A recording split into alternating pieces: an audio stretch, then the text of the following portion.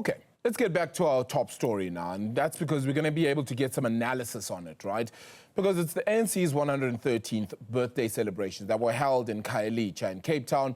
President Cyril Ramaphosa also putting forward that January 8th statement saying that the ANC would now turn its full focus to dealing with water issues around the country and renewing itself.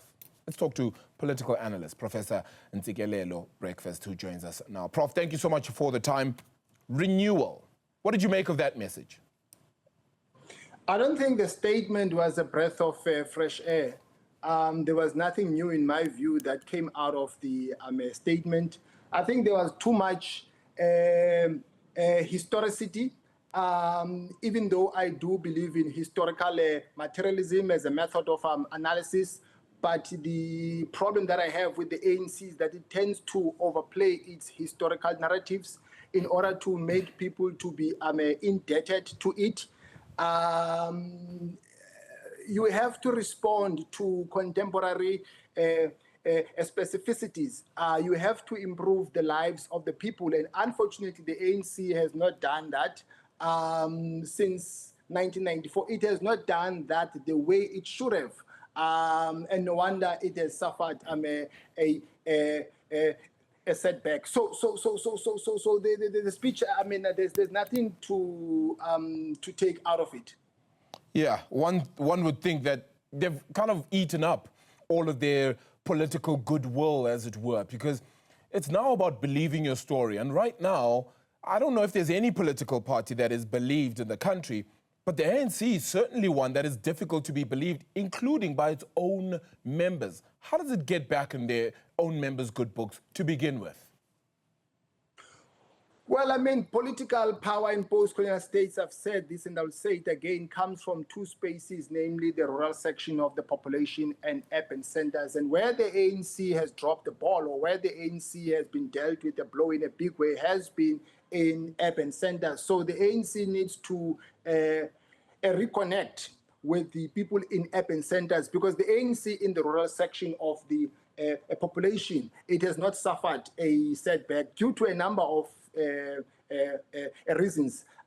So the ANC has experienced a downward electoral decline in urban centers, and I think that's where they need to work on in terms of improving the lives of people. But also the ANC needs to address other internal issues, like issues of ill discipline, and employ policies in a way that is consistent across the board, not you have one principles for this group and other principles for that group, because that tends to escalate the magnitude of the conflict within the party. So that's how the party, in my view, can bounce back to power.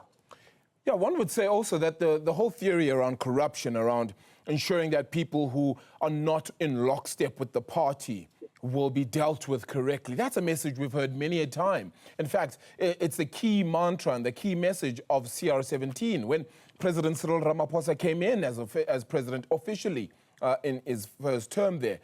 Surely at this point, something then needs to stand. The party has to stand for something, because it feels like they aren't.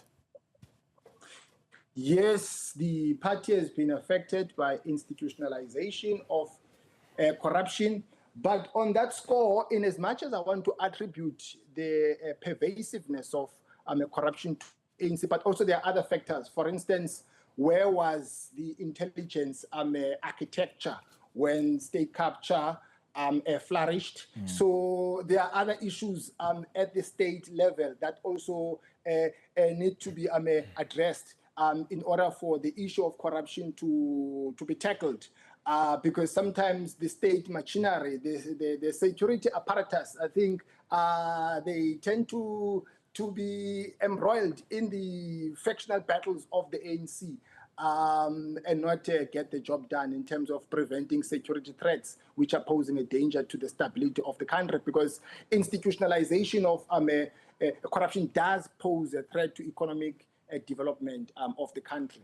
Yeah, it certainly does. And one wonders then that where will the money come from? I mean, the party in itself has a bit of a struggle with regards to raising funds itself. and then being able to fulfill the mandate that it hopes to just among the people that it represents. That's also become very difficult. Has the ANC lost a lot of its mandate? Yes, the party has been affected by financial problems. At some point, members of the party instituted a legal action against the party because the party failed to pay them on time. But that also, of course, has to do with the party not being able to find ways and means of generating funds. But also that also has to do with the new piece of legislation which makes political party to lay bare the funds that they are getting now. So the party has been affected in a big way by that. But the party has not carried the mandate that it has gotten from the citizens of the country. No wonder it was not voted on a large scale by the majority of the people of the country.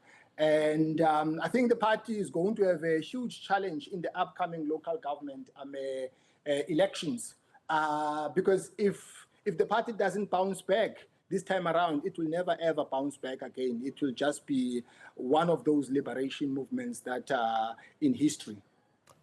Are you saying then that ultimately we're at a precipice where we're worried about the future of the ANC now, existentially existing as a leader for this country? Yes, because liberation movements, in general, they tend to be voted to power not because of their ability to render services to the people. They tend to be voted to power because of their collective memory. But unfortunately, what has happened, I'm sure you must have seen the trends at SADC level, how liberation movements now have been affected, how they've been dealt with the blow. Look at what has happened in Namibia, SWAPO, look what has happened of late in Botswana, look what has happened in Mozambique, the conflict that is underway, that is at play at the moment. You don't know what is going to happen in Zim, because we have a new crop of voters which don't vote in relation to historical factors. So the romanticism of the past, the glorification of history, I think those are things of the past. So the party now needs to reach out to younger voters who are mostly affected by inequality, poverty, and so on. And some of those young people, unfortunately, they tend to stay away from the polls because they feel let down by the older people, unfortunately. I'm not trying to attack the older people. So ultimately, though, we're going to get political apathy being a big part of this country then ultimately, right? Meaning that the younger people ultimately will not feel that their place is in politics, which would allow many people to run amok with South Africa's constitutionality and politics as well. That's a scary thought when one has to think about that too. Is there any way to galvanize the youth a little bit better than we currently have?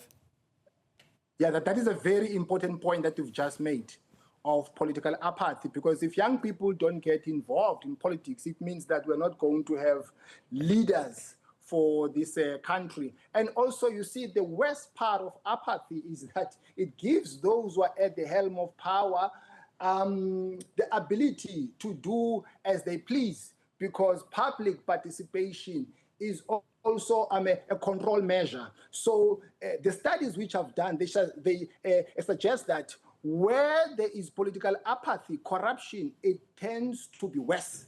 So young people, they have to be involved in politics. But how do you make them involved when you are keeping them at bay, when you don't include them in the development of this country? So this is a very serious issue, because our democracy, it can never flourish without the inclusion of young people. So young people, they are the future leaders. Frantz Fanon once said, each and every generation has its own agenda. The generation of the 60s, the environment at that time was demanding for them to be involved in politics, but this time around, I think young people, they want to be included in the economic opportunities. Okay, if it's not the ANC, then who? because it feels as though all the other political parties also have issues of their own. The MK and its own infighting have caused problems. The EFF seems to be finding a few issues at the seams of itself. The Democratic Alliance doesn't seem to register with the large majority of South Africans, despite gaining as well in the previous election. And of course, the ANC losing out. The IFP, UDM still play bit parts. Where do we sit? Well, where there are human beings, there are problems, and conflict is a natural a phenomenon. So I don't think that there is a political party on a global scale that is perfect. But I think the future of this country is power sharing, because the political environment is fragmented. I don't think that there will ever be another political party in the next 10 years that is going to win elections alone. Unfortunately, I don't think that is going to happen. So political parties are duty-bound to join forces, and they have to do that in pursuit of the development of this country.